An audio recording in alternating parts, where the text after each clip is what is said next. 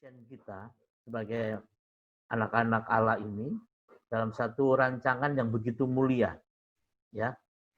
Nah, nanti ada hubungannya bagaimana kita sebagai anak-anak muda yang memang betul-betul istilahnya itu harus mengerti bahwa kita ini masuk dalam satu pola ilahi atau pola, bisa katakan pola kerajaan seperti ini ya. Kita tahu pada awalnya pada manusia ini Adam dan Hawa itu diciptakan itu perfect gitu ya, sempurna, segambar seperti Allah sendiri, ya. Dan Tuhan itu memiliki satu kesukaan terhadap ciptaannya ini, khususnya manusia ini ya. Mengapa? Karena di dalam Kejadian di sana dikatakan bahwa mereka itu serupa segambar, ya kan? Nah, dengan artinya itu serupa segambar ini, sehingga Tuhan itu menginginkan satu relationship atau hubungan yang begitu manis, dan Tuhan juga, Allah juga menikmati itu, gitu ya. Mengapa? Karena memiliki satu, bisa katakan itu kesamaan, dalam artian di dalam diri manusia itu ada kehidupan Allah sendiri. Sehingga Alkitab dikatakan pagi-pagi sejuk Allah itu mengunjungi mereka, ya kan, berkomunikasi dengan mereka. Bahkan mereka itu disiapkan makanan dari pohon kehidupan itu, ya kan. Kita tahu bahwa di dalam Kejadian itu di Taman Eden ada berapa pohon ya yang Tuhan berikan untuk menjadi satu konsumsi bagi manusia itu, dan cuma yang pohon satu itu tidak boleh dimakan. Yang pertama itu ada pohon kehidupan, ya kan? Yang kedua itu pohon pengetahuan baik dan jahat, dan ini yang tidak boleh. Terus yang berikutnya itu ada pohon-pohon yang tumbuh-tumbuhan yang berbiji, ya kan? Nah, sebelum manusia itu jatuh dalam dosa, ya kan? Itu manusia itu memiliki satu kehidupan roh yang sempurna gitu ya. Jadi artinya Tuhan itu tidak selalu tidak memandang bahwa manusia itu di dalam daging, karena penciptaan semula itu Tuhan lebih cenderung melihat kita ini manusia itu adalah serupa, yaitu segambar dengan Dia, yaitu kehidupan roh yang nyata tanpa ada dosa, gitu ya. Sehingga manusia juga tidak terbatas. Bahkan manusia itu menguasai semuanya, ya kan? Sebagaimana halnya Tuhan juga menguasai semuanya, dan itu didelegasikan, kekuasaan itu ada di dalam diri manusia itu, gitu ya. Nah, sehingga Allah itu suka dengan kita, karena apa? Sama, ya kan? Sero gitu loh ya. Nah, begitu juga contohnya gini, kalau suami istri dikatakan itu sedaging gitu ya. Sedaging artinya itu dalam satu persekutuan itu mereka itu menjadi satu, ya kan? Makanya kita itu dibilang mempelai Kristus. Mengapa kita dibilang mempelai Kristus? Karena kita ada ada satu kesamaan, ya kan? Kesamaan bahwa kita kalau manusia, ya kan, ya mau nggak mau harus menikah dengan manusia ya. Mungkin jenis kelaminnya aja yang beda. Begitu juga kita ini dibilang mempelai Kristus karena ada satu kesamaan, yaitu di dalam apa? Di dalam roh kita, ya kan? Nah, sebab itu orang Kristen akan dibilang menjadi mempelai Kristus atau menjadi anak-anak Allah itu kalau, kan kita tahu bahwa manusia setelah manusia jatuh dalam dosa, manusia itu memiliki satu apa ya, normal, bahkan normal secara jasmani ya, daging maksud saya. Sebenarnya manusia normal itu awalnya kita itu manusia roh sebenarnya ya. Tapi karena dosa itu akhirnya itu tidak normal, maaf ya, tidak normal, itu menjadi daging. Daging sepenuhnya. Ya kan, makanya kalau sekarang itu new normal itu sebenarnya itu manusia duniawi ya. Tapi kita itu nanti kalau bukan bukan new normal lagi, abnormal gitu sebenarnya kan. Artinya itu roh, hidup kita itu roh. Nah, sebab itu kalau kita mau dihidupkan kembali, pada waktu siapa, seorang ahli Taurat itu namanya siapa, atau dia berjumpa dengan Yesus itu ya, yang ngobrol, guru, Yesus bagaimana? supaya saya itu bisa melihat kerajaan surga. Dia katakan kamu harus dilahirkan apa? Dilahirkan dalam apa? Air dan roh. Kamu harus dilahirkan kembali. Artinya gini, kamu harus dihidupkan rohmu gitu ya. Ya kan? Nah, bagaimana caranya? Kehidupan roh kita itu dihidupkan kembali itu setelah kita itu apa? Menerima apa? Darah Yesus itu. Setelah Yesus itu mati di atas kayu salib, baru orang yang terpercik dengan darahnya, ya kan? Kalau bangsa Israel itu rumahnya itu diolesi dengan ambang pintunya diolesi dengan darah itu, dia itu mendapat kehidupan. Tidak ada kutuk, tidak ada kematian. Ya kan? Nah, kita gitu-gitu juga. Setelah kita menerima Yesus, kita itu artinya roh kita itu dilahirkan kembali. Yang dulu mati pada waktu Adam makan buah itu kan dia tidak mati kan secara fisik, ya kan? Tapi secara roh dia mati, ya kan? Dia mati, ya kan? Akhirnya menurunlah dosa itu kepada kita. Nah, untuk dihidupkan kembali, ya kan? Menjadi manusia normal, manusia roh kembali, manusia roh normal kembali, kita harus menerima kelahiran baru, yaitu siapa? Yesus, darah Yesus. Seperti Nikodemus bilang, katakan, kamu harus dilahirkan kembali oleh air dan roh. Yaitu artinya apa? Kehidupan Yesus dan firman yang ada di dalam diri kita. Ya, sebab itu, setelah kita dilahirkan kembali, kita menerima meterai darah Yesus itu, barulah kembali pola yang dari Tuhan, yang awal itu, desain Tuhan, yang awal terhadap manusia itu, yaitu apa? Penuhilah bumi, berkuasalah atas bumi. Semuanya itu akan terjadi dalam diri kita. Dan saya percaya, desain Tuhan di dalam diri kita memang tidak semua sama, tapi intinya sama. Dalam artian kita berkuasa atas bumi ini. Ya, amin ya. Kita berkuasa atas bumi ini. Nah, cuma supaya desain Tuhan terhadap diri kita itu masing-masing itu apa ya, unik, ada spesifik. Ya kan, mungkin Pak Yohanes dengan saya beda-beda, ya kan, tapi semuanya itu untuk kesukaan Tuhan, ya kan. Kita kalau tidak dilahirkan baru, tidak dilahirkan kembali, kita tidak akan mengerti pola yang awal itu, yang Tuhan berikan, yang semula itu, karena kita dalam kematian. Tapi kalau kita dilahirkan kembali, kita akan bisa melihat pola yang awal. Sebab itu, kalau kita semuanya itu sudah merasa dilahirkan kembali, kita harus sebagai anak Tuhan harus betul-betul melihat pola yang telah Tuhan berikan dalam diri kita, ya kan? Kalau sekarang itu mungkin ada yang ini di Fakultas Teknik sini yang muda mahasiswa, ya kan? Kalau yang Fakultas Teknik dia suka gambar gitu ya. Gambar rumah, ada polanya itu bagaimana ya, dimulai dari titik di mana itu garisnya itu akan menentukan semuanya, ya kan.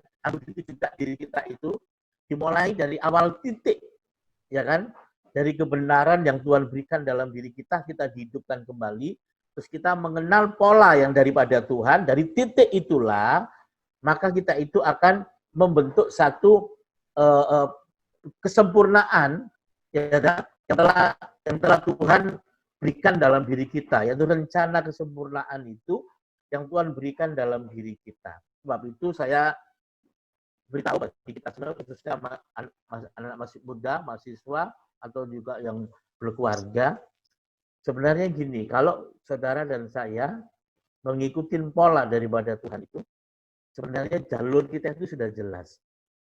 Ya, masa depan kita itu sudah jelas, gitu ya. Sebab itu harus dilahirkan kembali, harus mengikuti penuh dengan firman Tuhan, baru yang berikutnya kita itu masuk dalam rencana Tuhan atau pola itu, yaitu kita itu serupa, segambar dengan Tuhan, ya kan. Inilah tujuan Tuhan itu dalam diri kita, ya kan. Nanti pola itu akan melalui Yesus, ya kan, melalui Yesus kita itu akan dipulihkan kembali. Dalam artian gini, Yesuslah yang akan menyempurnakan rancangan itu, pola itu, ya kan? Yesuslah yang akan menjadi perintis bagi kita untuk menyelesaikan rancangan itu yang daripada Tuhan. dengan sempurnanya. Ya, sebab itu kita harus mengikuti jejak Yesus. Kita mengikuti jejak Dia supaya pola yang daripada Tuhan itu, rancangan yang Tuhan berikan itu akan kita kerjakan dengan baik, ya kan? Dengan sempurna, sesuai dengan apa maunya Tuhan dalam diri kita.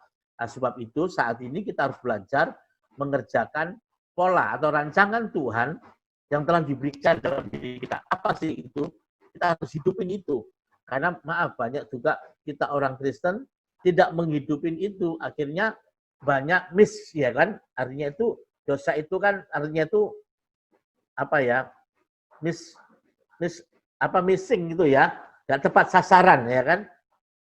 Miss of the target gitu ya. Tidak tepat sasaran itu dosa tidak ya. Artinya hidup kita ini kalau tidak tepat sasaran, tidak melakukan pola yang Tuhan berikan dalam diri kita, itu juga dosa gitu ya. Tapi terkadang kita melakukan ya seenaknya kita sendiri, pokoknya proyeksi diri kita sendiri, kemauan kita sendiri. Aku pengen seperti ini, yang penting aku pokoknya baik-baik, yang penting aku sekedar ibadah, aku menjadi anak Tuhan, Kristen gitu aja. Ya kan? Tidak.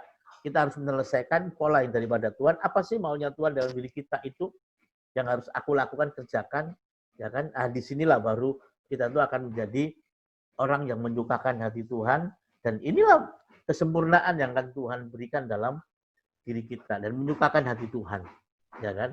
Nah,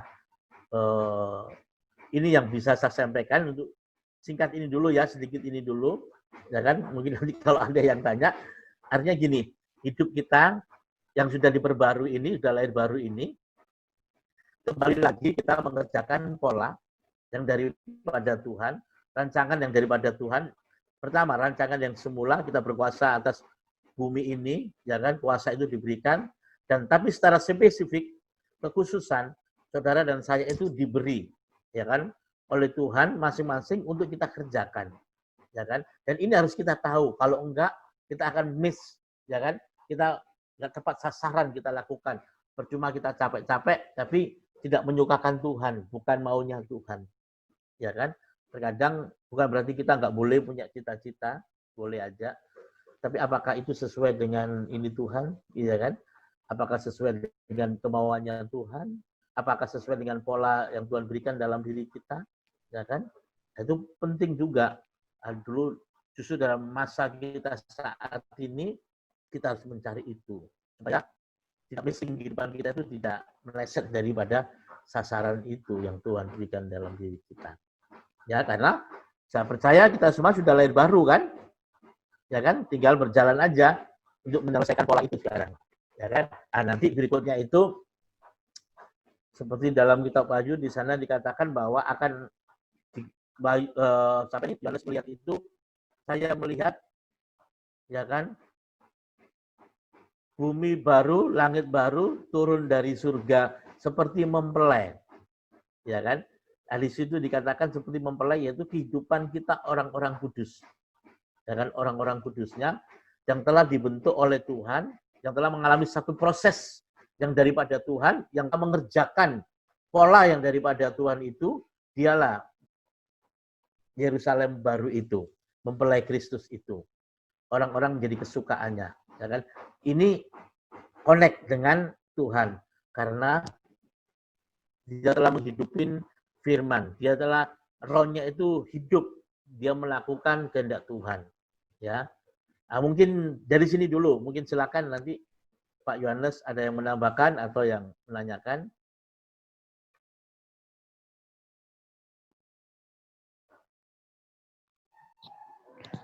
Ya, saya sih waktu Pak Yusak nyampein firman, saya diingatkan sebuah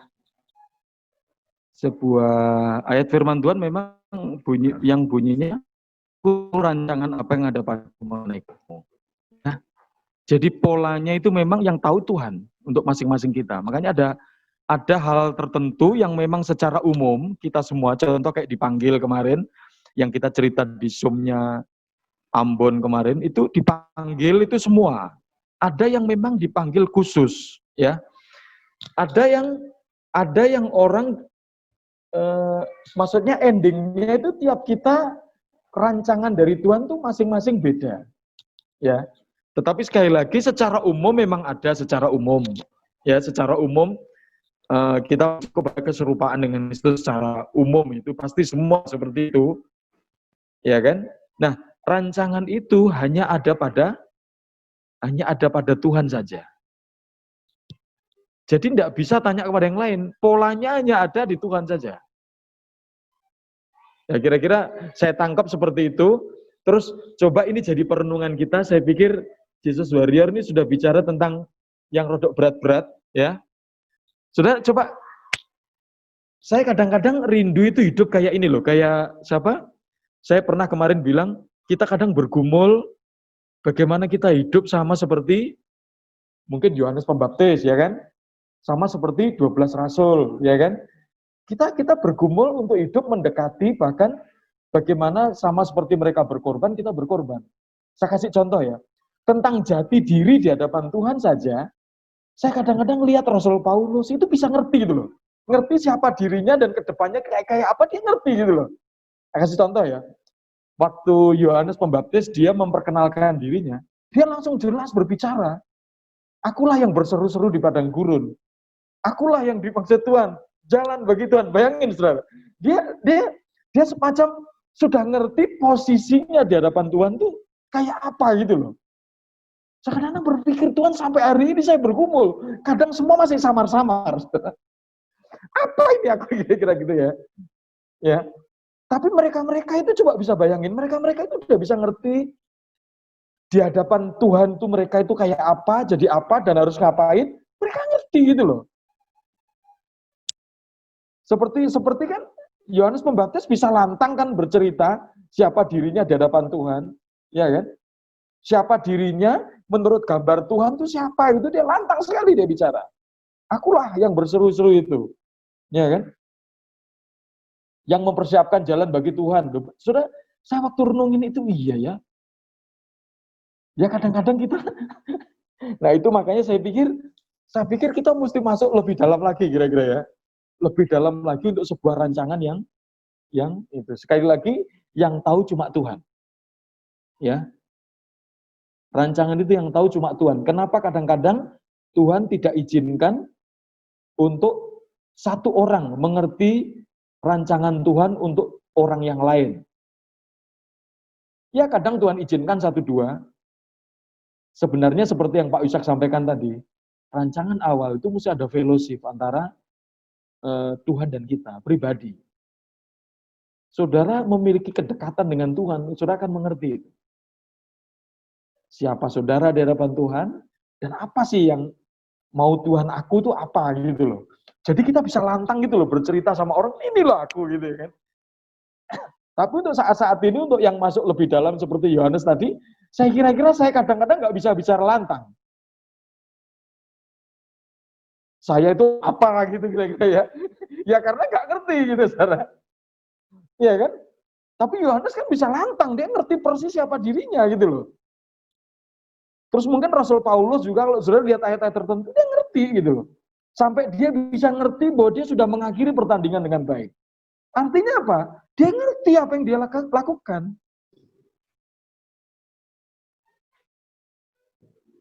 Nah, itu mungkin tambahan dari saya.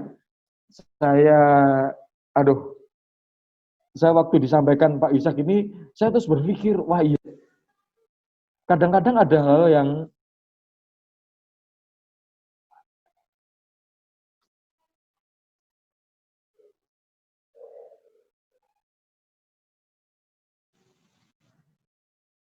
yang dalam yang kita perlu lebih dalam lagi, ya. Termasuk saya pun, saya ingin lebih dalam lagi pengen seperti Yohanes kok tahu gitu loh ya kan, kok tahu, dan dia tahu karena kepastian taunya dia lantang menyampaikan ke banyak orang loh, ya kan? Kepastian tahu tentang dirinya di hadapan Tuhan itu lantang menyampaikan sampai ke orang banyak. Terus kayak Rasul Paulus tahu endingnya dia seperti apa. Endingnya dia seperti apa, matinya kayak apa, kayak gitu-gitu kira-kira. Kira-kira lalu Dia berpikir aku mengakhiri pertandingan tuh pertandingan yang kayak apa gitu kan, kira-kira gitu kan. Seolah-olah kalau kita ngelihat penilaian seseorang, orang itu kalau sudah pelayanan, jemaatnya banyak, terus dia mati, oh dia sudah mengakhiri pertandingan, kan kira-kira gitu. Pola pikir kita, ya kan? Karena apa? Itu secara umum kita didesak seperti itu. Tetapi secara khusus dengan Tuhan, nah ini loh yang kadang-kadang mungkin Yeremia juga tahu tentang dirinya yang kemarin kita cerita tentang Yeremia. Bahwa dia akan melayani dan tidak ada jiwa satupun dari Israel yang kembali kepada Tuhan kan. Tapi dia bisa berkata, mungkin dia bisa enjoy karena dia ngerti ya kan. Itu sudah dalam rancangan gitu loh maksud saya. Jadi tidak ada kekecewaan waktu orang yang tidak bertobat, ya nggak ada kecewa, karena dia tahu gitu loh. Bahkan sampai targetnya apapun, gambar yang jelas dari Tuhan itu dia tahu. Ini jadi pergumulan yang dalam, termasuk untuk saya bilang. Ya saya kira itu yang mungkin saya bisa bagikan, mungkin teman-teman yang lain boleh bertanya, boleh, atau mungkin menambahi sedikit tentang apa yang kita sudah dengar ini, supaya makin apa? Makin dengan bahasa-bahasa tertentu, kata-kata tertentu itu maksudnya makin jelas gitu, maksud saya. Ya. Oke, silahkan. Boleh bertanya, boleh menambahi, boleh. Tetapi sebelumnya saya minta tolong untuk wajahnya kelihatan semua ya, minta tolong. Supaya saya bergembira waktu lihat wajahmu ada di situ. Nah, gitu kan saya senang lihat. Oke. Wow. Yanti, God bless you. Halo Pak Tuhan berkati. Kesia Lululuan. Ini apa nih? CH ini apa nih? Kuci-kuci kutah ya? Kak Krista. Kak Oh, Kak Krista. Krista. Kris, tunjukkan wajahmu, Kris. Jangan jawab dong, Mas Kris. Krista. Oh ya gitu, aduh. Kalau kelihatan gitu kan orang senang. Aduh, kita udah rindu sekali nih sama Krista ini.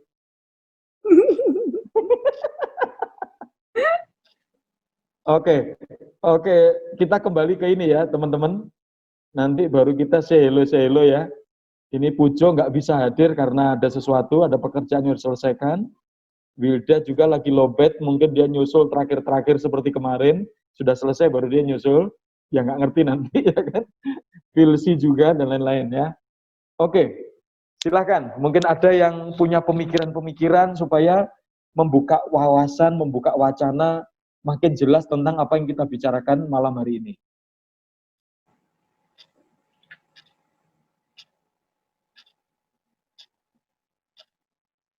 Nggak ada yang tanya, berarti jelas sekali itu. Ya boleh lah, nggak apa-apa. Pertama Pak Pin.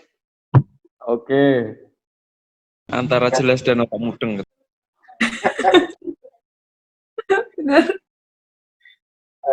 Terima kasih, selamat malam Pak hambanya, Pak Yohanes, Pak Yusak. Menarik kalau malam ini bicara tentang pola yang Tuhan Yesus inginkan dalam kehidupan kita. Karena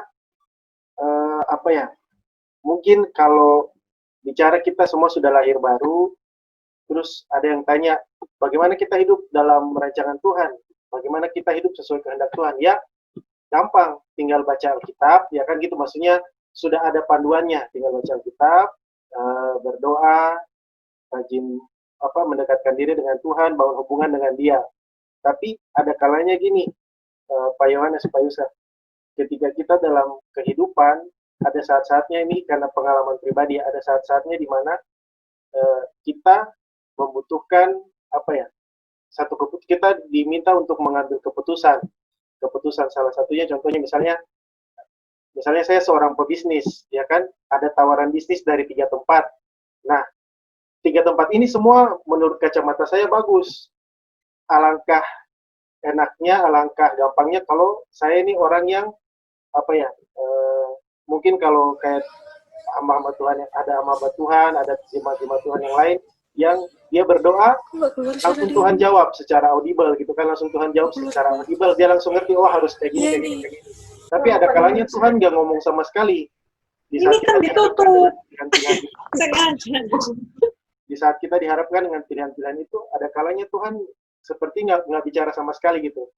Nah, misalnya juga saya baru lulus kuliah gitu kan, terus saya diperhadapkan dengan antara pilihan-pilihan yang baik gitu loh. Contohnya mau kerja atau lanjut kuliah atau mungkin ada pilihan yang lain gitu. Tapi tiga-tiganya tuh mempunyai tujuan yang baik gitu loh.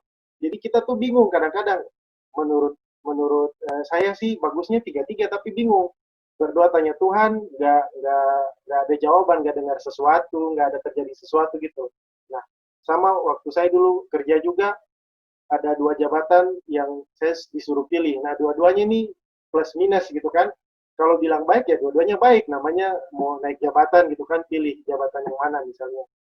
Nah, pertanyaannya apa yang harus kita lakukan, atau sebenarnya gimana sih, apa ambil random aja semua satu sekaligus, atau kita harus memang berdoa, puasa sampai benar dengar Tuhan baru melangkah, atau bagaimana tuh Pak Yohanes? Kira-kira poinnya dapat ya, Pak? Maaf, belepotan pertanyaannya.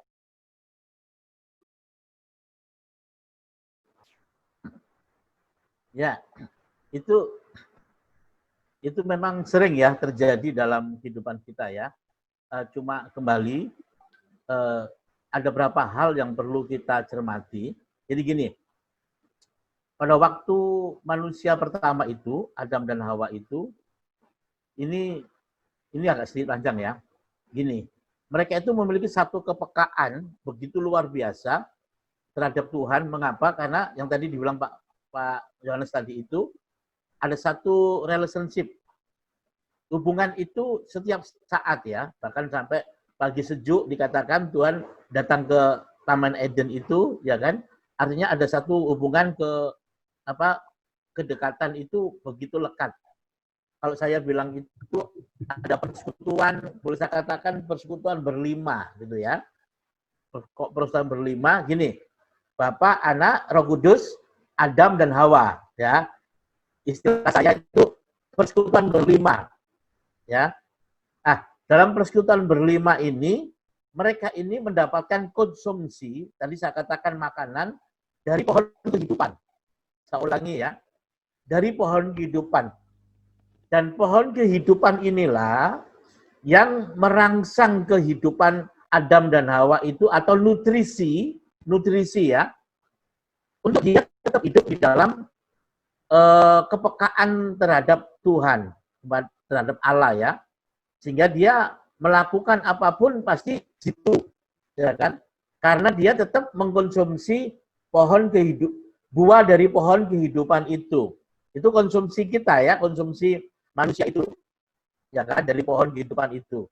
Tapi ingat baik-baik, semenjak manusia itu pada waktu Hawa itu sendiri, nggak sama Adam, dia digoda iblis, digoda ular, mungkin tidak tahu ribuan tahun melingkar di pohon pengetahuan baik dan jahat itu, tunggu selanya. Tapi pada waktu mulai si Hawa itu memiliki satu ilusi, keinginan. Pada waktu iblis bilang gini, oh enggak, kamu kalau makan ini, kamu akan menjadi Allah, salah satu daripada Allah itu, ya kan? Padahal bukan seperti itu, gitu kan? Pada waktu Hawa memiliki ilusi, ya kan? Dan ilusi itu mulai dikembangkan dengan dia memakan buah itu.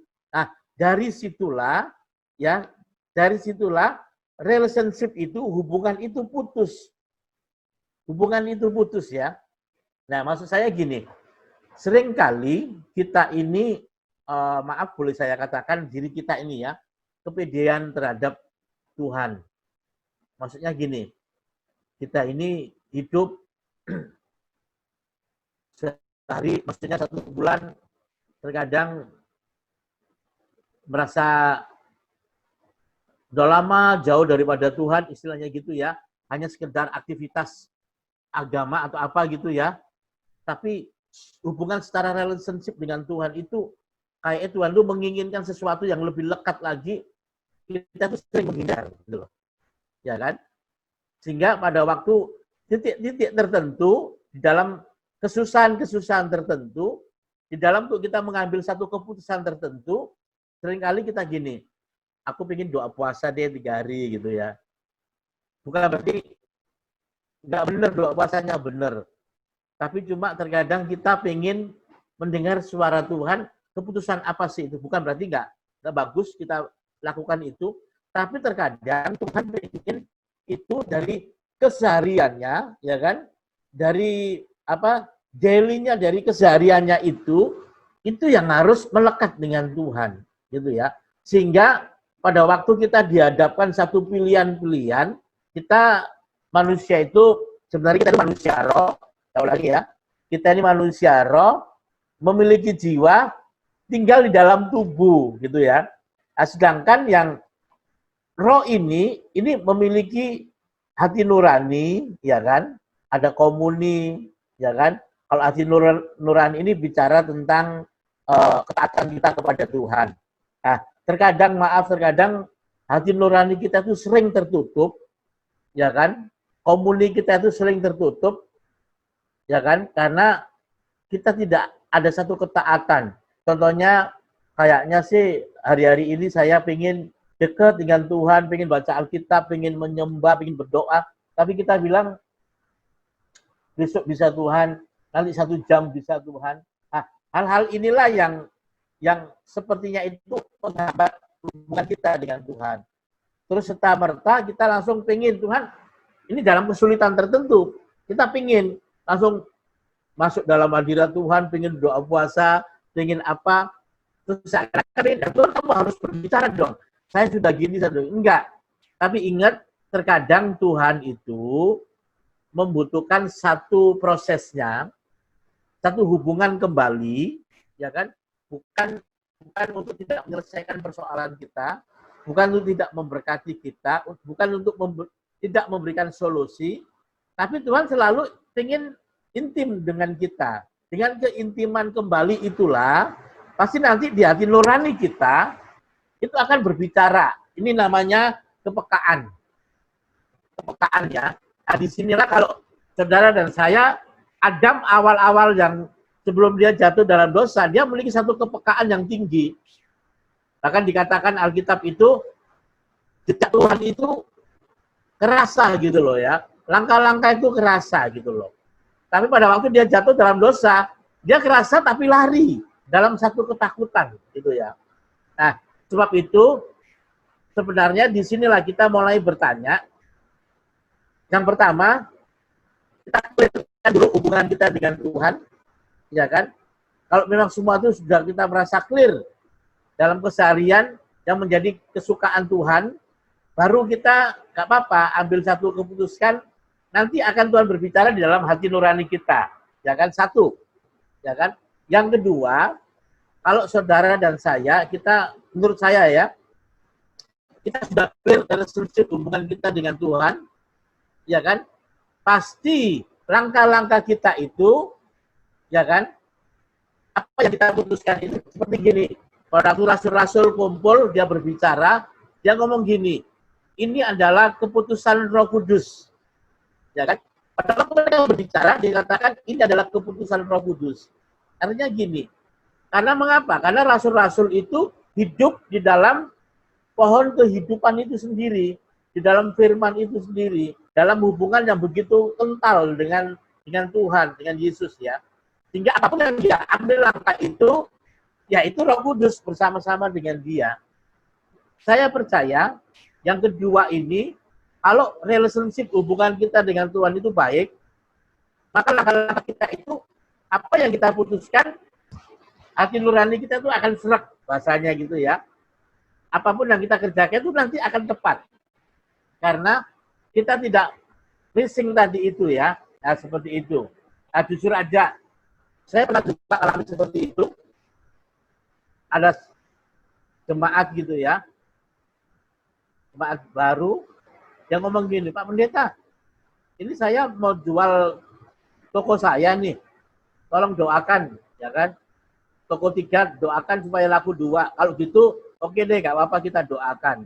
Cuma yang sulit bagi saya, dia ngomong gini, Pak Pendeta tolonglah yang satu ini, Pak Pendeta berdoa, usaha apa yang saya kerjakan, ya kan?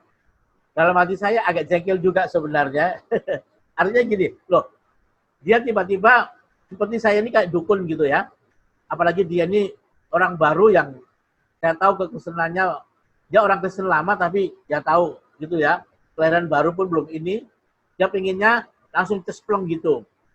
Saya cuma bilang, kembali kepada Tuhan, benahi kehidupan, nanti Tuhan akan bicara sendiri. Ini hubungan pribadi, nanti hubungan sendiri. Ya kan? Kita tetap dukung. Karena apa? Karena terkadang kita itu pengen langsung yang jadi gitu ya. Tapi di pihak Tuhan, makanya kita tidak melakukan pola yang daripada Tuhan. Menyukakan Tuhan. Pengennya kita sendiri, maunya Tuhan kita setir gitu akhirnya ya. Nah, yang kedua itu pentingnya itu hubungan kita setiap saat kepada Tuhan. Dari makan dari buah pohon kehidupan itu pasti deh. Setiap langkah kita, setiap keputusan kita, itu juga keputusan Roh Kudus nantinya. Ya, jadi jangan takut dengan Tuhan yang mana ya. Kalau zaman perjanjian baru juga, perjanjian lama juga itu pakai undi gitu ya. Buat kerjaan yang mana pakai undi enggak.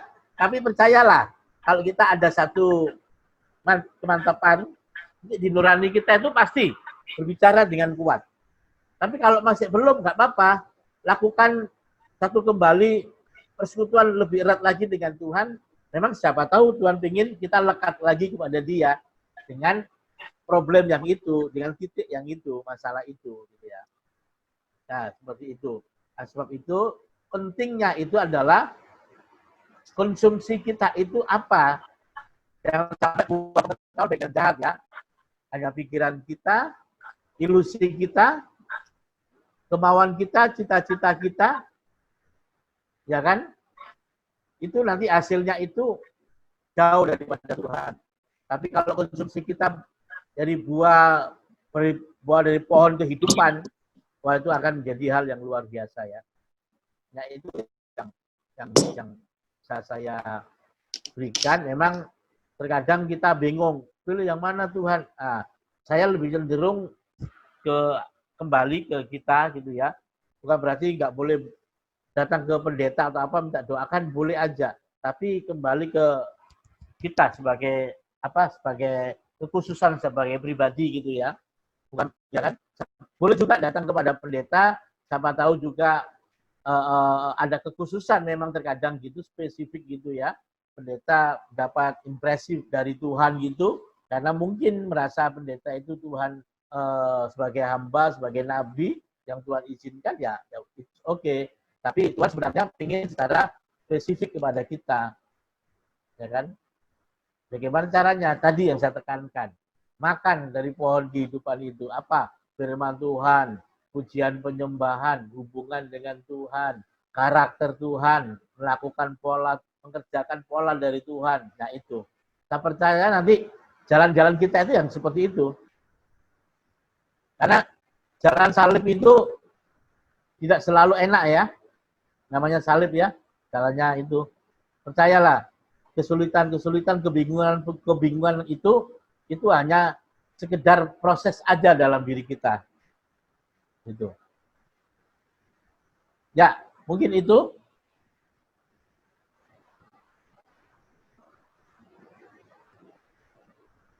Gimana Om Barna?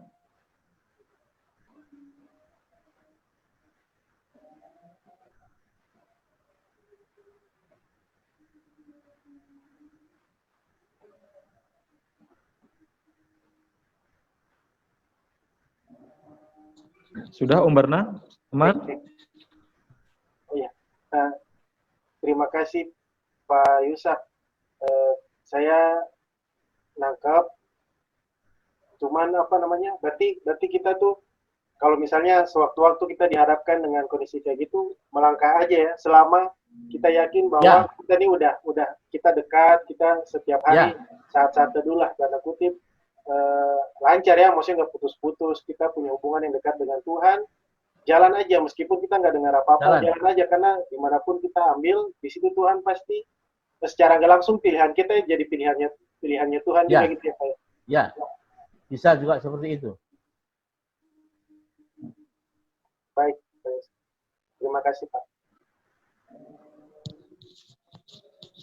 Ya, berapa waktu yang lalu ada orang cerita, katanya dia mau keluar ke pasar hari ini, ke pasar gitu aja, dia tanya Tuhan, Tuhan mau pakai baju apa?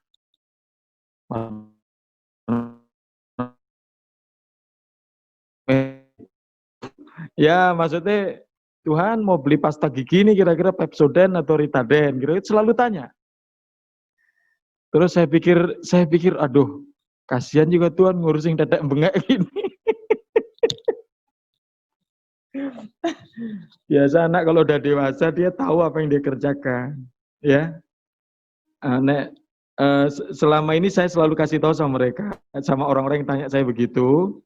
Yang penting hubunganmu bagus dengan Tuhan, ya. Hubunganmu bagus. Jadi jangan sampai tempat status yang berubah itu ada yang tidak boleh berubah. Ya. Sangat saya jelaskan. Jangan nunggu tes baru sungguh-sungguh sama Tuhan, ya kan? Jangan nunggu terpuruk baru pola doanya berubah, jangan. Pola doa tetap seharusnya itu menurut saya itu nggak boleh berubah. Mau di manapun, mau di atas, mau di bawah, mau apa, polanya harus tetap nggak boleh berubah. Ya, itu yang sering saya tekan. Makanya sudah lihat ya Daud, kan kapan itu pernah ditanya itu, Chris sampai ketawa itu Chris ya Chris. Ada Mas Chris? Hadir.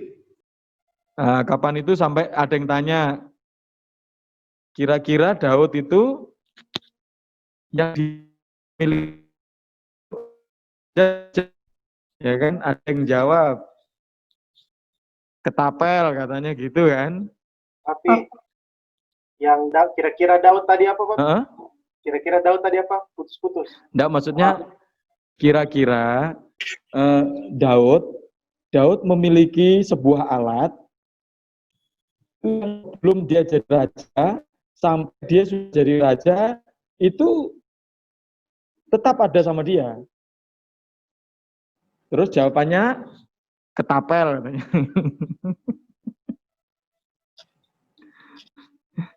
Maksudnya pengalian yang membunuh siapa?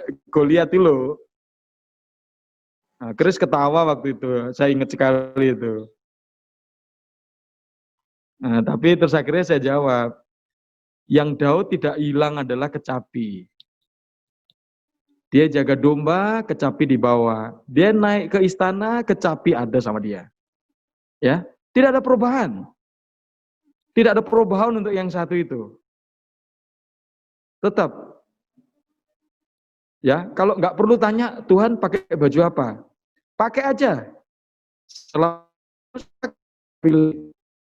Nah, kalau Tuhan setuju bilang, jangan pakai hitam anakku, pasti gitu ya. Maksudnya tuh nggak perlu tanya yang kayak gitu-gitu gitu loh, ya kan? Nah, tapi kalau memang itu sesuatu yang khusus, ya enggak apa-apa. Ya kan, sesuatu yang khusus kita. Nah, kalau yang saya lihat ada beberapa nabi-nabi yang dekat dengan Tuhan, itu dia nggak pernah minta khusus tuh nggak ada sebenarnya yang saya lihat. Yang jelas-jelas dia menjaga hubungan saja. Hubungan tidak boleh hilang, itu aja yang saya perhatikan. Saya nggak pernah lihat seorang nabi berdoa tentang dirinya mau ngapain, tapi ini apa namanya khusus gitu, nggak khusus akhirnya mesti apa katakanlah ketika kita menghadapi sesuatu terus volumenya ditingkatkan apa semua, sebenarnya menurut saya volume kita sudah volume yang paling atas harusnya. Waktu kita belum butuh maupun sudah butuh. Nah, itu namanya menjaga supaya hubungan kita stabil dengan Tuhan. Nah, waktu saya jawab sama yang tanya saya begitu, dia bilang, "Iya juga, ya iyalah. Masa Tuhan ngurusi baju merah, baju hitam, nanti nyuci Tuhan lagi pakai rinso apa Tuhan?" Ya kan? Kan jadi lucu ya akhirnya. Ya. Ya, kalau memang butuh Kalau yang spesifik biasanya itu yang berkaitan dengan yang tadi itu. Ya antara mungkin ada orang sering bilang antara apa namanya sesuatu yang khusus ya, sesuatu yang khusus banget ya. Itu kadang-kadang mesti dengar jelas memang. Ada. Tapi ada juga yang hamba-hamba Tuhan yang penting menjaga hubungan dan dia ikuti nuraninya. Sekali lagi ingat, Tuhan bisa bicara bukan hanya suara Tuhan audible. Ya. Nurani yang tajam itu juga bisa Tuhan bicara lewat itu. Ya kan? Kapan itu kalau nggak salah saya pernah ngomong. Saudara kalau misalnya saudara jalan, tiba-tiba di jalan misalnya tiba-tiba kamu buang sampah anggap aja sampah permen di jalan. Tuhan ngomong, ambil, nggak boleh buang sampah sembarangan, ikuti. Itu sesuatu yang sepele loh kelihatannya. Tapi saya bilang itu kalau engkau tajamkan itu akan menolong kau ketika engkau menghadapi masa yang harus engkau memilih. Nuranimu akan menolongmu ketika nuranimu tajam. Tapi dimulai dari mana? Yang sepele-sepele itu loh. Ya kan? Tantangan ya, digerakkan misalnya gitu ya itu perlu dikerjakan yang kecil-kecil itu. Ya. Ya saya kira itu dari saya itu ya. Oke, teman-teman yang lain lanjut. Ada lagi yang mau bertanya? Papi Kamel. Oh iya. Oke. Sebenarnya menarik ya, dan ini Kamel punya satu pertanyaan yang sampai sekarang Kamel masih belum mendapatkan jawaban yang memuaskan. Ini kan terkait polanya Tuhan bagi kita dalam kehidupan kita. Sampai tadi juga Barna sempat tanya soal pengambilan keputusan kayak gitu. Tapi mungkin Kamel agak mundur sedikit, lihat kalau tadi sudah ngambil keputusan ya. Nah, pertanyaan Kamel tuh mengenai rencana. Nah, tadi kan sudah disampaikan sama Pak Yusak ataupun Papi tadi sempat bilang kalau setiap langkah kita, kalau selama hubungan kita sama Tuhan itu menurut kita selalu stabil, baik, kita dekat sama Tuhan, berarti Tuhan juga bisa berbicara lewat nurani kita, kayak gitu. Dan apakah itu berarti termasuk nggak hanya sampai di nggak hanya soal pengambilan keputusan, tapi dalam rencana kita juga, apakah Tuhan juga ada di sana? Karena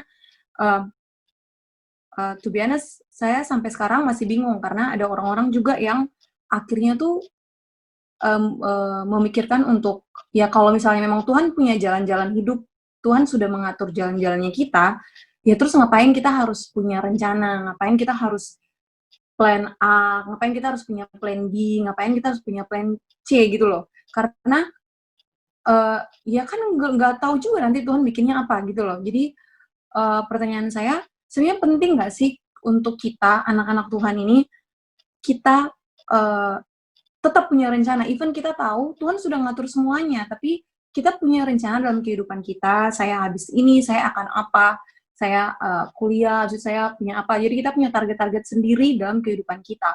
Sebenarnya penting nggak sih kayak gitu? Karena mungkin ada orang-orang juga yang mungkin punya pengalaman gitu ya, mungkin punya pengalaman, udah pernah soalnya bikin ini, rencananya gini, pengennya gitu, tapi nggak jadi, terus ya udahlah, let it flow aja, ya terserahlah Tuhan mau bikin kayak gimana, ya kita nurut aja kayak gitu, misalnya kayak gitu. Jadi sebenarnya penting nggak sih kita tuh punya plan, punya rencana dalam kehidupan kita, punya goal-goal yang harus kita capai sendiri gitu. Apakah itu artinya, apakah ketika kita melakukan itu artinya kita ngatur Tuhan ataukah gimana? Gitu. Ini sampai sekarang masih jadi pertanyaan dan masih apa ya? Karena banyak pendapat yang membuat saya juga bingung. Itu aja dari Kamel, Papi sama Pak Yusak.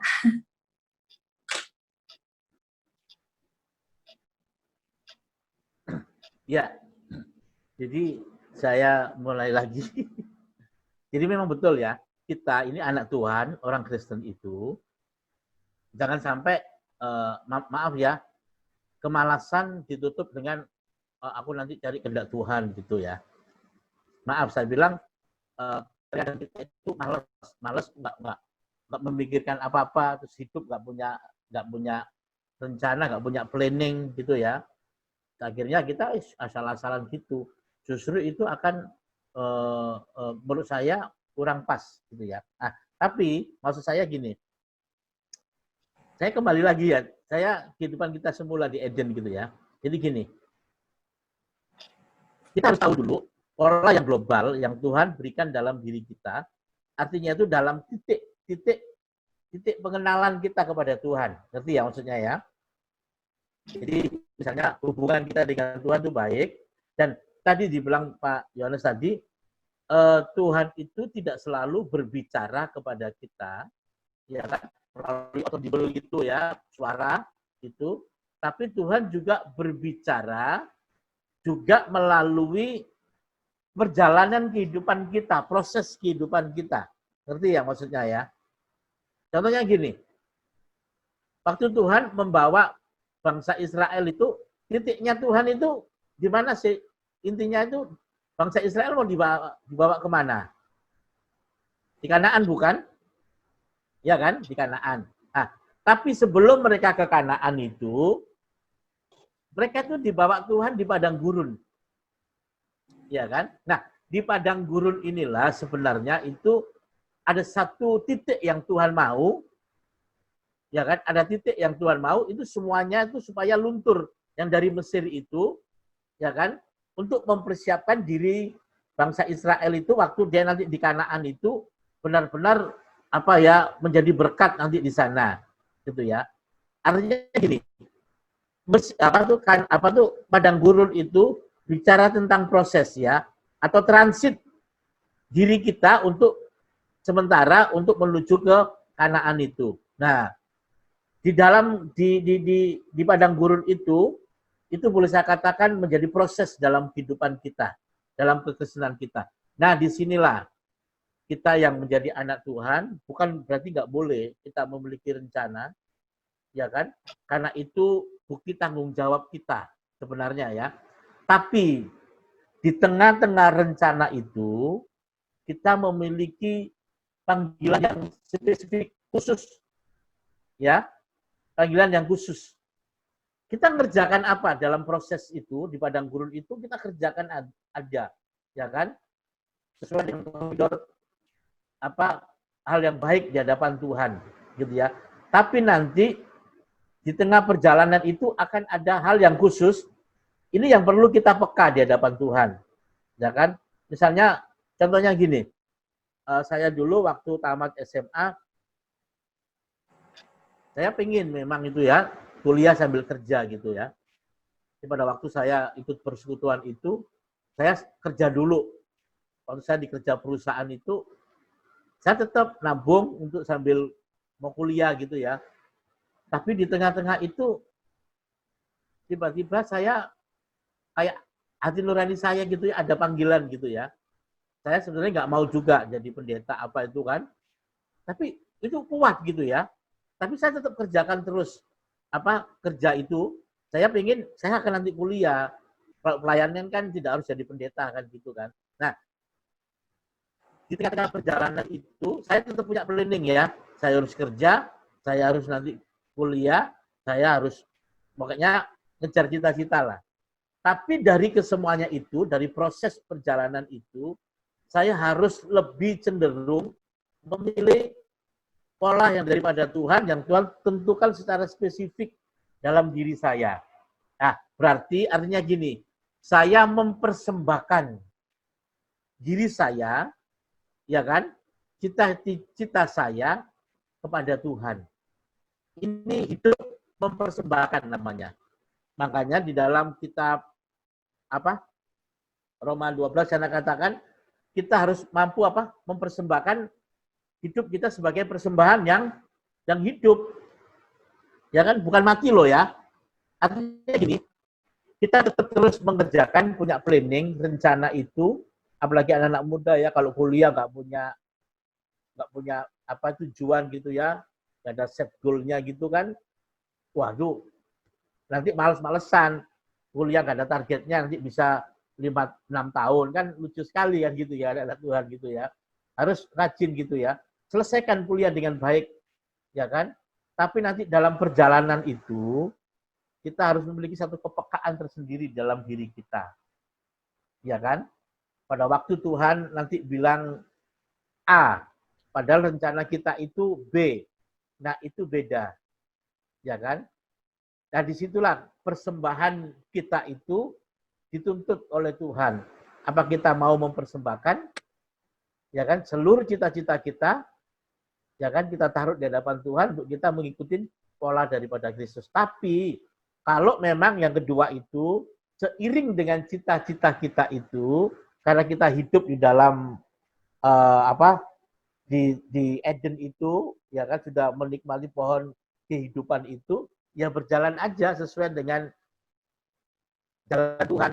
Misalnya Adam itu ya kerjaannya memelihara kebun itu, ya kan, memberikan nama binatang-binatang itu, lakukan itu terus seperti itu gitu ya. Seperti kerja biasa dia gitu ya. Nah, juga dalam kehidupan kita sama seperti itu. Tidak salah kita memiliki cita-cita ya. Tapi dalam titik tertentu kita harus rela. Saya ulang lagi, rela untuk mampu mempersembahkan diri kita, cita-cita kita kepada Tuhan. Dan ini bukan sia-sia ya. Ada banyak orang sia-sia dong, aku kuliah tiba-tiba kok jadi pendeta kali gitu ya. Enggak. Bahkan pendeta pun punya spesifik khusus-khusus, ya kan? Ada yang pendeta itu lulusan teolog, lulusan training kayak Pak Yohanes itu kan, ya kan? Ada pendeta-pendeta yang memang dia diambil dari aslinya itu dipakai Tuhan dalam marketplace gitu ya, sebagai pelayan. Itu bisa melakukan seperti itu, gitu loh ya. Jadi apa yang selama ini kita kerjakan, cita-cita kita itu akan dipakai Tuhan. Lihat ya, pemakaian Tuhan itu selalu seiring dengan apa yang ada dalam diri kita. Contohnya, Rasul Paulus, itu beda pemakaiannya dengan Petrus, dengan yang lain-lain ya. Tulisan hampir 90% pewahyuan tentang Kristus ya, tentang tubuh Kristus, tentang semuanya itu, tentang anak Allah itu, Yesus itu kebanyakan Paulus yang menulisnya. Karena apa? Dia punya latar belakang yang luar biasa, yang hebat. Ya kan? Orang yang cerdas, orang yang pinter di situ. Dan tulisan Lukas itu hampir semua bicara tentang mengarah tentang apa? Kesembuhan-kesembuhan ya, bicara tentang apa? Kalau sekarang itu ya kedokteran gitu loh ya. Hal-hal yang mujizat itu lebih spesifik di situ. Ya kan, kalau Petrus biasanya dengan spektakulernya dia, ya kan? Mungkin dari latar belakangnya dia seperti itu. Dan Tuhan akan pakai biasanya sesuai dengan apa yang sudah kita kerjakan. Ya kan? Berarti cita-cita kita tidak salah. Ya kan? Tetap kerjakan terus keinginan kita. Tapi dari kesemuanya itu kita harus perlu dengan kepekaan untuk melakukan apa nanti di titik tertentu Tuhan akan ambil kita untuk mengerjakan sesuatu mungkin di luar dengan cita-cita kita. Itu namanya persembahan. Ya, persembahan. Seperti ada Yesus. Ya kan, dia mempersembahkan dirinya sebagai persembahan yang hidup. Yesus bukan mati dulu baru disalib, enggak loh ya. Disalib dia baru mati gitu ya. Jadi cita-cita kita, apa kita itu kan persembahan yang hidup. Berat loh ya. Tidak S2, ya kan, maunya jadi insinyur, tiba-tiba dibangun. Ayo kamu lepaskan ini, mau jadi ini, ya kan. Sudah jadi kuliah, mau jadi dosen, tiba-tiba Tuhan bawa kita menjadi pengusaha, yaitu persembahan gitu ya. Jadi bukan berarti tidak boleh memiliki cita-cita, boleh. Tapi dari kesemuanya itu kita lebih cenderung serahkan kepada Tuhan.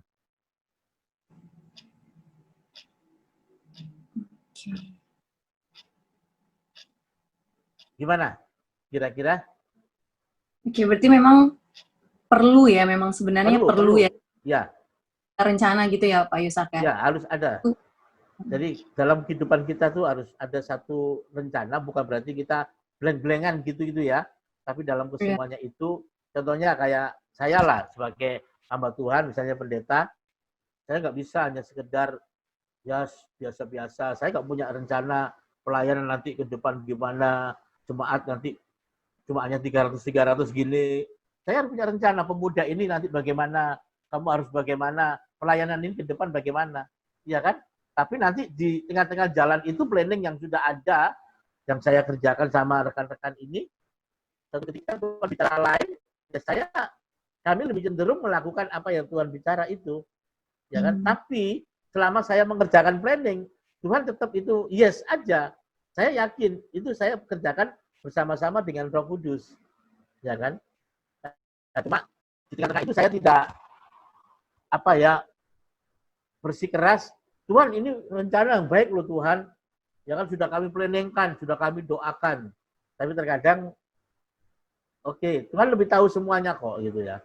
Bukan berarti kenapa sih Tuhan nggak ngomong dari awal, ya kan? Enggak, karena di balik itu semuanya ada sesuatu yang Tuhan akan pakai dalam diri kita melalui apa yang telah kita kerjakan itu. Contohnya kalau mahasiswa tiba-tiba nanti tiba-tiba maaf ya jadi pendeta ngapain dong kuliah? Enggak. Justru ilmu yang kita dapatkan itu nanti bisa dipakai Tuhan untuk menjadi dari jiwa gitu kan. Iya. Contohnya kan banyak pengusaha-pengusaha yang dipakai Tuhan sekarang. Nggak harus sekolah Alkitab, dia kan teolog.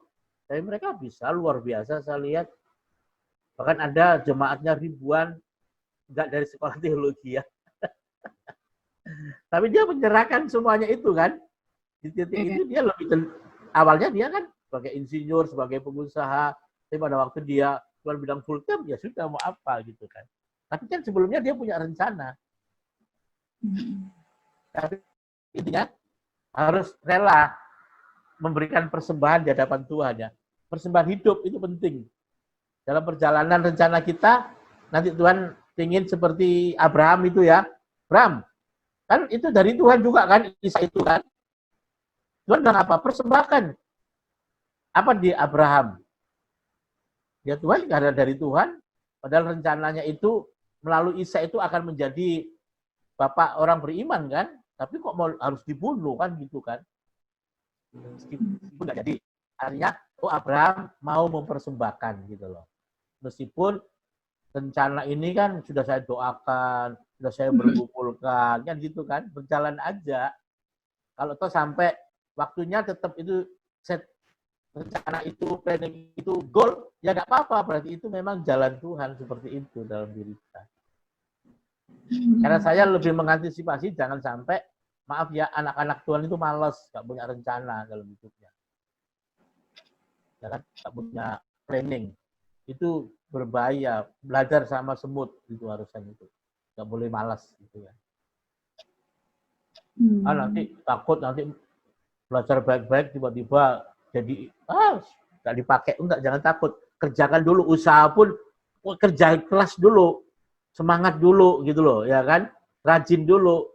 Saya percaya kalau nggak ada sih, intinya itu orang kalau males-males itu bisa, maaf ya, berhasil itu saya rasa susah ya. Ya kerja keras dong. Ya kan, punya planning, punya itu. Kan kita ini anak Tuhan, punya ya rencana yang mulia, punya hikmat. Lakukan itu. Ya. Oke. Terima kasih Pak Ishak. Ya, menurut saya seperti itu ya.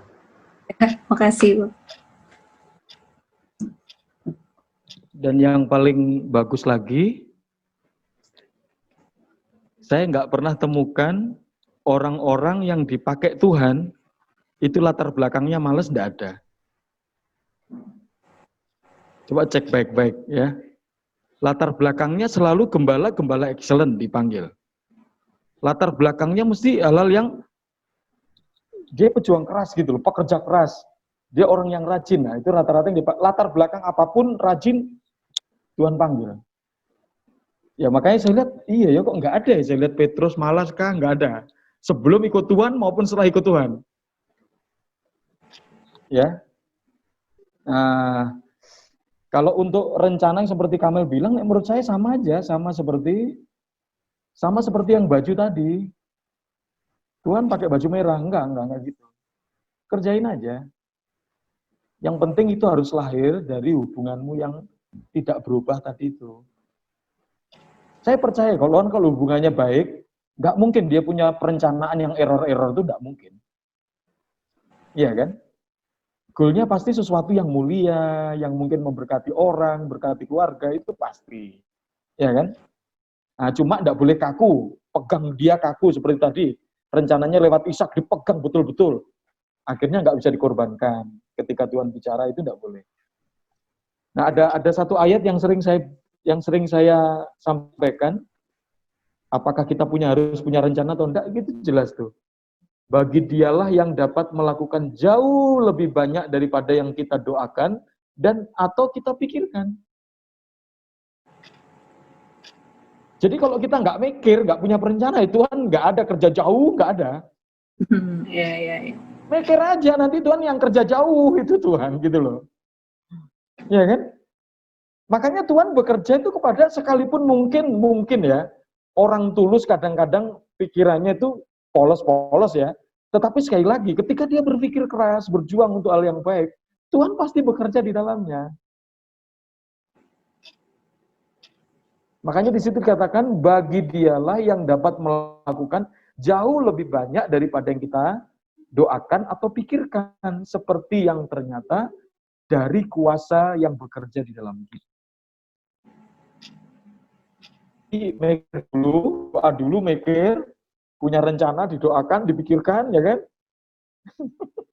Nah, Tuhan baru bekerja jauh lebih dari itu ya. Makanya pikiran kita, rencana kita ini sebenarnya itu seperti proposal di hadapan Tuhan. Ya kan? Tuhan lihat anak-anaknya ketika Tuhan turun lihat. Aduh, anakku yang satu ini otaknya kosong. Wah susah sudah. Tuhan susah mau bekerja jauh susah. Ih kosong, planning nggak ada, rencana nggak ada. Apa yang mau bekerja jauh nggak ada. Gitu. Jadi kayak proposal sekali.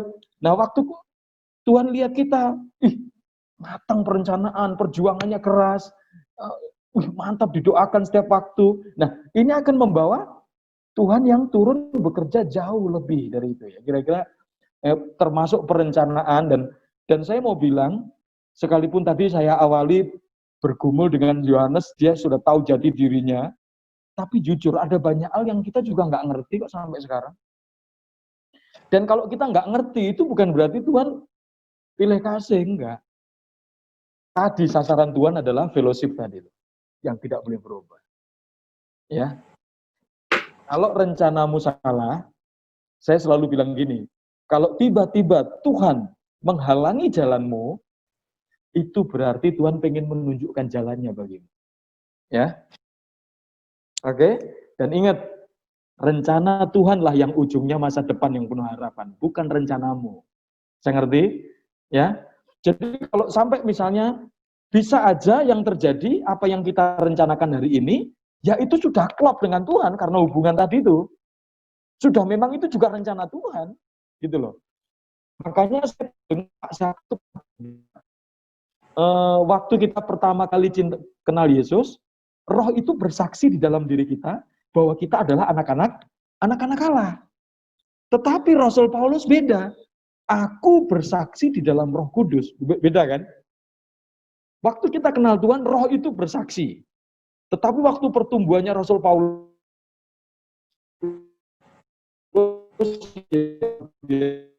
apa yang pikirkan, ya itu yang Tuhan pikirkan.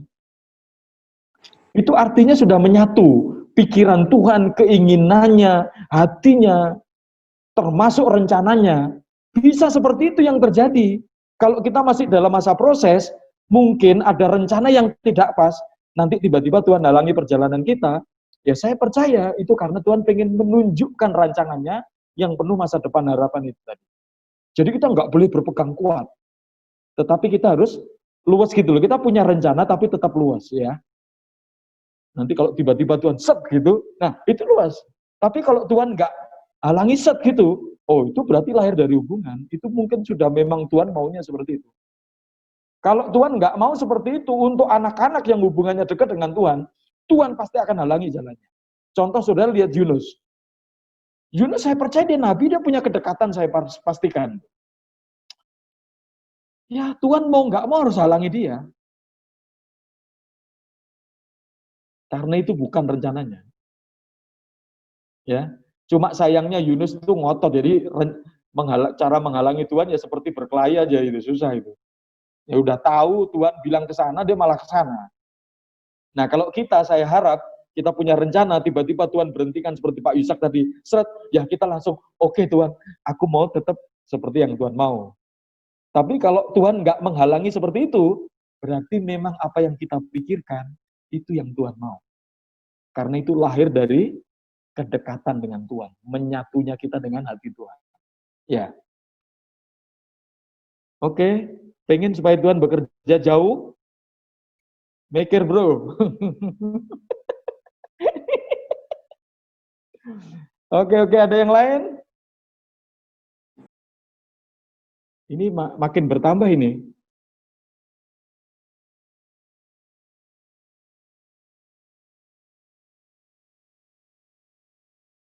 Ada yang lain? Mas Kris mau bertanya? Mas Kris? Nambahi apa? Yanti mungkin mau bertanya?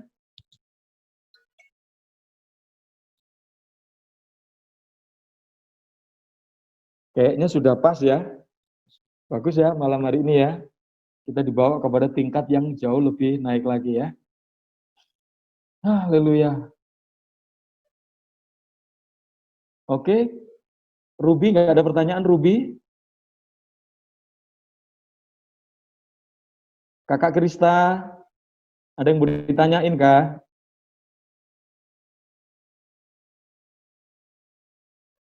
Aniel, Kakak Krista, Mas Dwi, Ruth, ada yang mau ditanyain? Tidak ada suara yang kudengar. Enggak, Om. Oh, enggak. Kakak Krista ada mau dibagikan, Kakak Krista? Wah, kita pengen dengar suaranya ini, baru lihat wajahnya.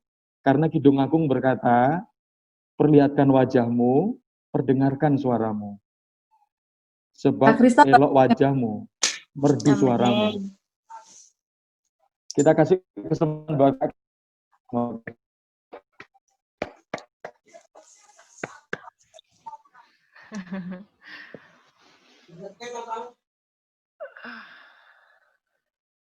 silakan kakak.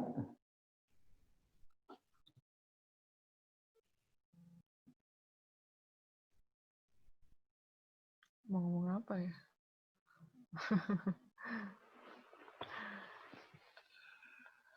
Baru dengar suara aja udah senang kok.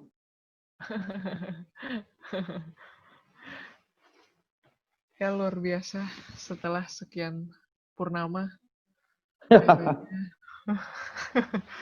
akhirnya hari ini bisa join. Ya puji Tuhan, tadi juga terlalu banyak gangguan. Memori HP penuh lah, kemudian jaringan terganggu lah, RAM-nya laptop bermasalah lah. Tapi puji Tuhan akhirnya bisa connect. Luar biasa.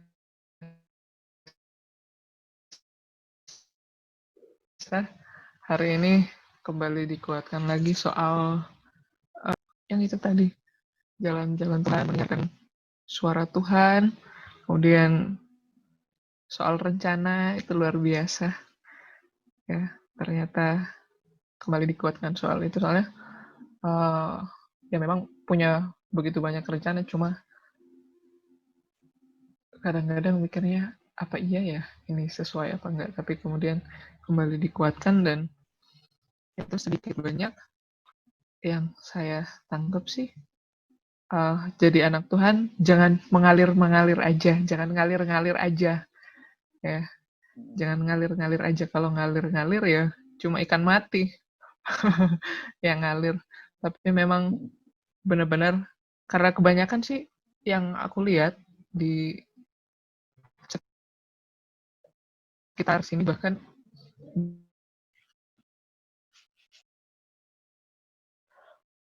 di dalam gereja juga kadang pelayanan itu sangat apa ya, mengenaskan ya kalau misalnya sesuatu yang kita kerjakan khususnya dalam pelayanan itu mengalir saja, sementara Tuhan itu kasih kreativitas, Tuhan itu kasih hikmat supaya kita bisa merencanakan dengan lebih baik. Memang sih kadang kalau misalnya yang mengalir saja itu akhirnya memang jadi juga, tapi dari situ sebenarnya kita bisa lihat kalau sebenarnya yang Tuhan bela itu pekerjaannya Tuhan. Makanya walaupun mengalir saja tanpa misalnya ada suatu persiapan yang matang, itu tetap jadi. Padahal sebenarnya yang dituntut dari kita sih kalau misalnya kita lebih mempersiapkan. Kalau cuma ngalir doang dia bisa bagus, apalagi kalau dipersiapkan dengan matang itu pasti lebih bagus lagi. Gitu. Apalagi anak Tuhan ya. Gitu. Jadi jangan sampai gara-gara kita cuma ngalir aja, akhirnya nama Tuhan yang jadi korban gitu. Harusnya apa yang bisa yang kita lakukan itu lebih memuliakan Tuhan, malah istilahnya kalau dipakein grade-nya jadi kurang gitu. Karena kita manusianya gitu. Pekerjaan Tuhan tetap ya pekerjaan Tuhan ya tetap dibela sama Tuhan. Memang di sini masih ada ya seperti itu, bersembunyi di balik kata mengalir aja untuk menutupi kemalasan atau malas ngapa-ngapain. Itu masih ada gitu.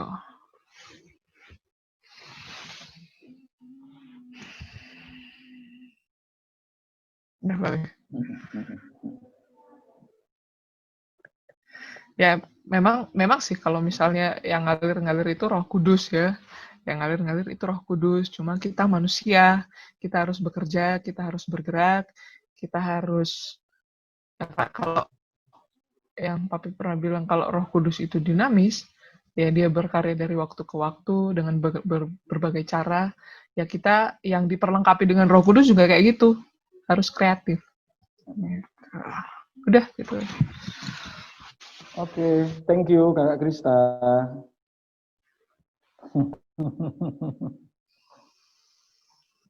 Selamat datang Bu Juwana. Oh, Bu Juwana tambah makmur.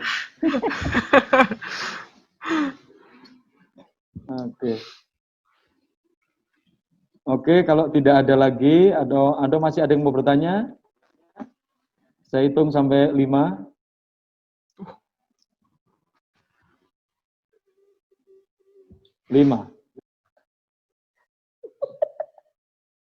Ya, kalau tidak ada, seperti biasa kita akan akhiri dengan berdoa. Ya, saya rindu yang ada di Makassar, berdoalah buat yang ada di Ambon, yang di Ambon berdoalah buat yang ada di Salatiga, yang di Salatiga berdoa buat yang di Surabaya, yang di Surabaya berdoa buat yang di Soe. Ya, atau di mana lagi? Ada yang di mana ini? Kalimantan. Berdoa sama-sama buat yang di Kalimantan, berdoa buat ya banyak yang perlu kita doakan ya. Ini berdoa buat new normal ini. New normal ini seolah-olah menjadi sebuah kebebasan ya, kebebasan yang seperti apa dikekang langsung tiba-tiba lepas gitu ya.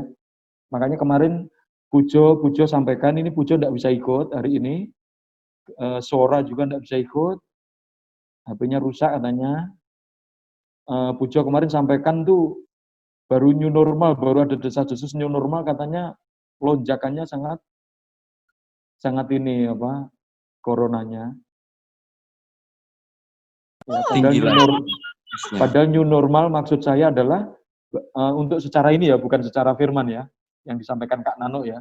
Maksudnya secara ini new normal adalah sebenarnya ya kehidupan yang baru. Akhirnya nanti saya malah terpikir seperti yang apa SOP-nya orang-orang Yahudi kalau mau ke rumahnya kan Yesus pernah ketemu sama perempuan yang mengurapi kakinya itu. Nah, itu kan Yesus jawab, "Aku datang, kamu tidak menyediakan air, membasuh kaki dan sebagainya." Sebenarnya ternyata di sana itu ada SOP. Orang masuk rumah itu cuci tangan, cuci kaki dan sebagainya begitu, ya. Nah, saya rindu sebenarnya itu menjadi new normal. Jadi ada sebuah peradaban kehidupan yang baru tentang kebersihan, kesehatan dan lain sebagainya. Tapi rupanya ini jadi tambah naik kencang ini katanya kemarin hampir tag rekodnya ini. Cuma puji Tuhannya ya tidak ada yang kematian ndak melonjak lah kalau kematiannya. Tapi yang kena virusnya itu loncatannya sangat kencang. Cuma yang mati ndak, ya. Nah, berarti tim medisnya cukup luar biasa udahan ya, yang berjuang begitu rupa ya. Nah, kita juga doakan setelah nanti kita berdoa semuanya, kita selo atau kita mau selo dulu. Dulu saya pernah, Kakak Krista, saya pernah cerita sama Mas Dwi, Ruth Lesi ini dulu tanya, itu Kak Krista itu yang mana? Mas Dwi, Ruth.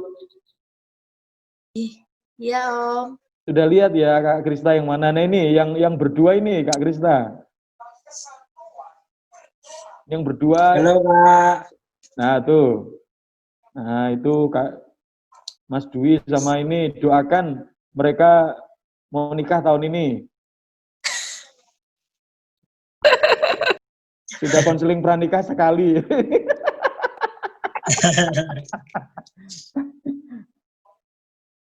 Doakan juga Kak Barna dulu, ya. Kak Barna dulu, Om. Kak Barna. Oh, enggak, Kak Barna enggak tahu itu. Ada planning yang pasti ya, Kak Barna ya. Ada yang dipikirkan ya supaya Tuhan jauh bekerja ya. Tanggal 12, Papi.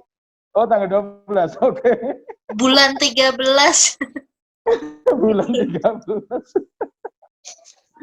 Oke ya, kita berdoa ya serentak ya seperti tadi ya. Terus nanti hadir juga di PC nanti, Pak. Di PC hadir Anggi dan kakaknya Yuni. Oh gitu. Ini kok hilang banyak sekali, siapa hilang ini? Kok hilang semua? Yang PC itu di laptop mereka, Anggi dan Yuni. Enggak, maksudnya ini kok pada hilang ini?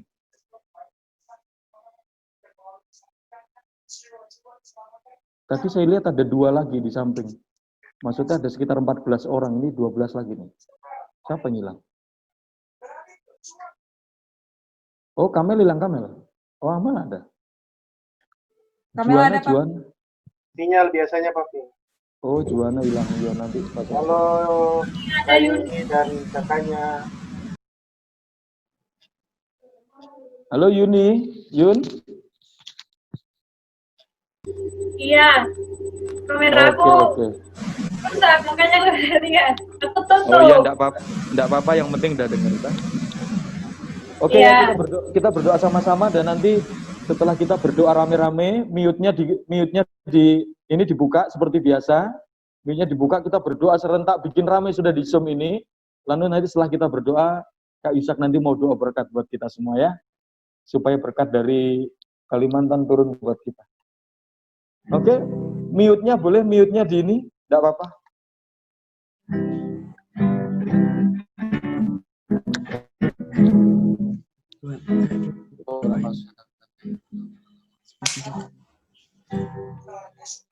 Segala pujian, syukur bagimu. Kau hadir dalam hidupku. Kini ku datang sujud di hadapanmu. Memujimu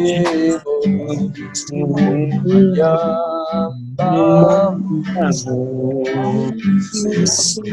semuanya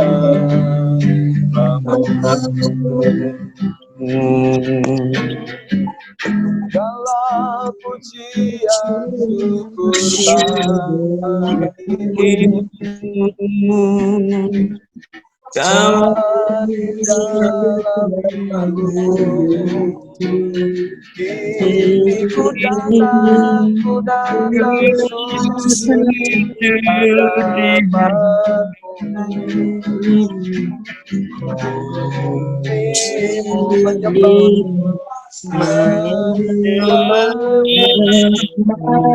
Yesus, ku menyembah-Mu.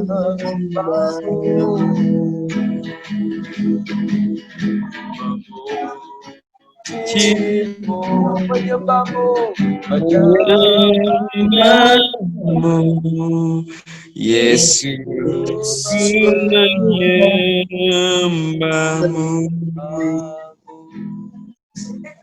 Yes, mute-nya dibuka dan kita sampaikan doa-doa kita. Oh Yesus Tuhan, Yesus Tuhan, Yesus Tuhan, buat teman-teman yang ada di Tuhan, kami buat teman-teman yang di Kalimantan, Surabaya, Bapak dalam nama Yesus, kami bersyukur Tuhan untuk setiap rancangan yang Tuhan sediakan buat kami. Sediakan buat kami ya Tuhan. Terima kasih Tuhan Yesus untuk anugerah Tuhan dalam hidup kami. Terima kasih Tuhan Yesus.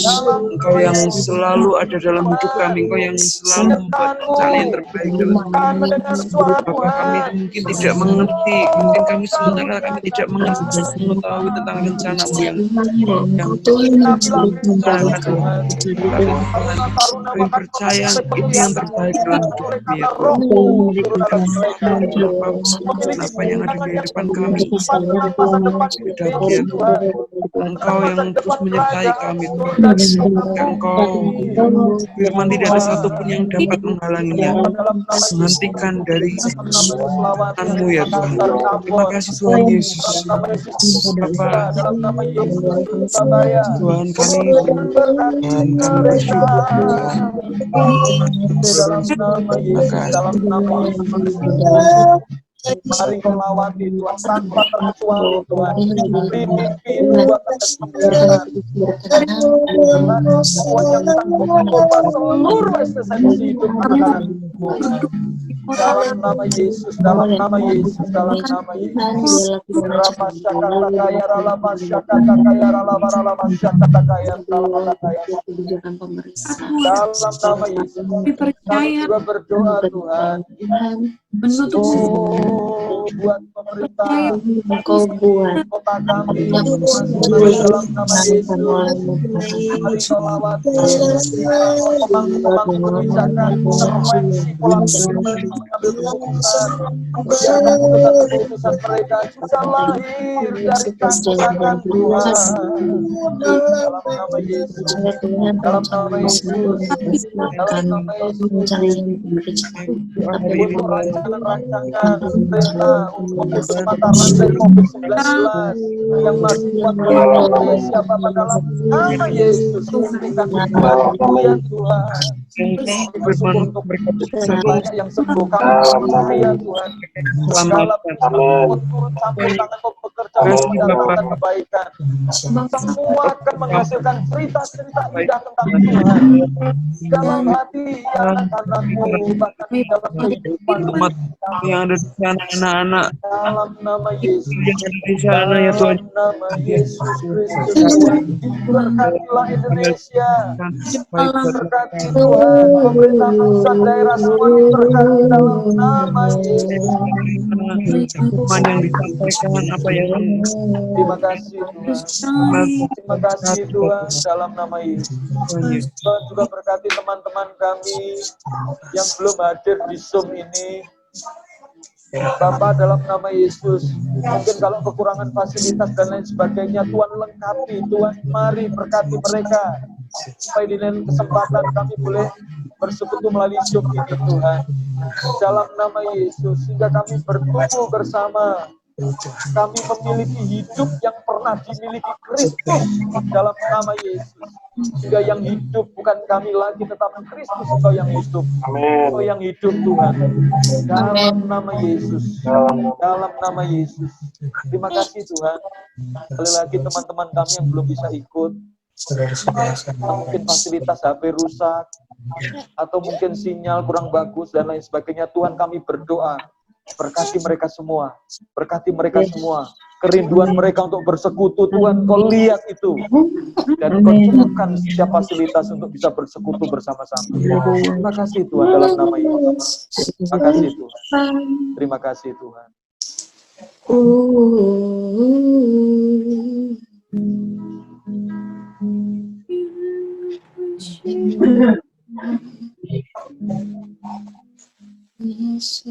Pak Yusak berdoa berkat buat kita semua. Bapa Surgawi, sungguh kami mengucap syukur buat apa yang telah Kau nyatakan bagi kami pada malam hari ini. Sungguh kami merasakan cinta kasih-Mu yang begitu indah dalam bahwa Engkau memiliki satu rencana yang mulia dalam setiap kehidupan kami secara pribadi ya Tuhan. Sebab itu bahwa hidup kami itu semakin terus mendekat dengan Engkau. Semakin Tuhan ada di dalam hati-Mu ya Tuhan. Sehingga rencana-rencana apa yang kami kerjakan, semuanya itu boleh sesuai seturut dengan kehendak dan kemauan isi hati-Mu ya Tuhan. Sehingga hidup kami boleh memuliakan nama-Mu. Saat ini juga Engkau memberkati bagi setiap rekan-rekan yang ada di Jawa sana ya Tuhan, bagi persekutuan Jiwarrior ini yang ada, bagi mereka yang mahasiswa, mahasiswi, kiranya Kau memberkati juga dengan hikmat, kepandaian yang daripada kuasa Roh Kudus-Mu, berkati juga kehidupan mereka, berkati dalam perjuangan mereka untuk menyelesaikan studi yang ada, Kau melindungi dalam setiap pergaulan mereka ya Tuhan, kiranya Engkau Tuhan terus Tuhan menaungi kehidupan mereka dan mencukupkan segala sesuatu apa yang mereka butuhkan. Sehingga mereka boleh menyelesaikan segala tugas-tugas mereka dengan baik. Melalui semuanya itu, nama-Mu dipermuliakan ya Tuhan. Yes. Bagi mereka yang sudah berkeluarga, berkati rumah tangga mereka ya Tuhan. Kiranya melalui rumah tangga mereka yang ada, nama-Mu boleh dipermuliakan. Melalui apa yang mereka kerjakan, baik pekerjaan-pekerjaan yang ada di keluarga mereka masing-masing, baik Engkau mempercayakan, baik di kantor, pegawai negeri, dan lain sebagainya. Tuhan, kiranya Engkau memberkati mereka, berikan hikmat yang daripada Engkau sendiri ya Tuhan, sehingga mereka boleh memuliakan nama-Mu, hidup mereka akan menjadi berkat, menjadi terang, menjadi garam bagi dunia ini ya Tuhan Yesus. Kalau mungkin mereka dalam situasi kondisi, Tuhan dalam satu titik tertentu, dalam satu memutuskan segala sesuatu, Tuhan tolong saat ini Engkau juga berbicara Tuhan dalam kehidupan mereka secara spesifik, secara khusus, dan Engkau juga memberkati setiap apa yang mereka lakukan ya Tuhan Yesus. Ya, terima kasih Tuhan, kami berdoa, hamba-Mu berdoa juga Tuhan kiranya bawa kehidupan mereka semakin mendekat dengan Engkau, mengerti akan rencana dan kehendak-Mu dalam kehidupan mereka, dan membawa kehidupan mereka semakin nyata di dalam rencana-Mu ya Tuhan. Terima kasih Bapa, kiranya pengenalan akan Engkau semakin bertambah, semakin tajam dalam kehidupan mereka ya Tuhan Yesus. Dan kami percaya hidup mereka akan menjadi berkat ya Tuhan. Atau saat ini mereka mau mencari pekerjaan, cari usaha ya Tuhan, kiranya Engkau menyertai, Engkau melindungi, dan Engkau memberkati ya Tuhan Yesus. Karena semuanya itu untuk mendatangkan kemuliaan-Mu ya Tuhan. Berdoa bagi usaha-usaha mereka, Tuhan Kau memberkatinya ya Tuhan, Kau turut campur di dalamnya. Bahkan kami boleh melihat keajaiban demi keajaiban, mujizat-mujizat Tuhan semakin nyata dalam kehidupan mereka. Terima kasih Bapa, kiranya Kau memberkati kehidupan mereka dalam segala aspek kehidupan mereka. Engkau ada dalam mereka ya Tuhan Yesus. Terima kasih Bapa, terima kasih, dan kami mengucap syukur atas pertemuan yang indah ini. Nama-Mu dipermuliakan, dan kami merasakan sukacita, damai sejahtera yang daripada surga turun melimpah dalam kehidupan kami. Berkati juga hamba-Mu Yohanes Marsudiono, kiranya Kau berikan terus kekuatan dalam kehidupannya Tuhan untuk melakukan pekerjaan-Mu ini, biar melalui tuntunan kuasa Roh Kudus-Mu Kau terus memakai hamba-Mu ini Tuhan semakin dahsyat, semakin luar biasa. Banyak jiwa-jiwa yang dimenangkan ya Tuhan. Terima kasih Bapa, dan kami ucap syukur dalam nama Yesus. Haleluya. Amin. Amin. Sebelum berpisah, dada-dada dulu. Biasanya yang pinter dada-dada ini Ruby. Ini panitia dada-dada Ruby, mana Ruby? Dada Ruby. Dadah Ruby. Dadah semuanya. Dadah Mito Makasih Pak A17. Isa, Pak Yohanes, Tuhan berkati. Ini Hardi tuh ini, Hardi. Ya. Oh, ya oke. Hardi, Tuhan berkati kamu.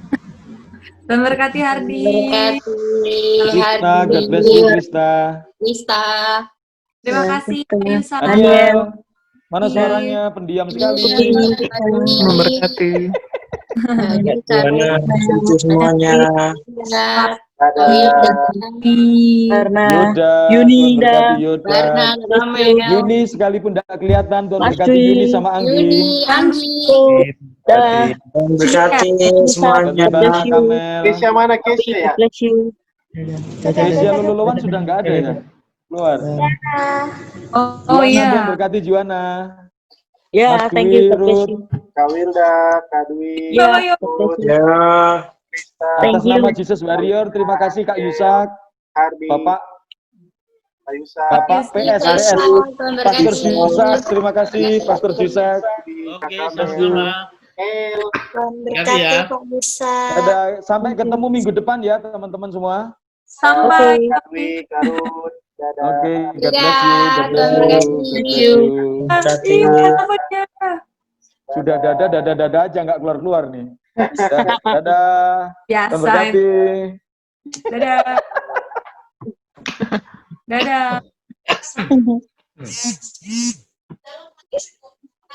Oke, dadah semua ya, Tuhan berkati semua. Ya.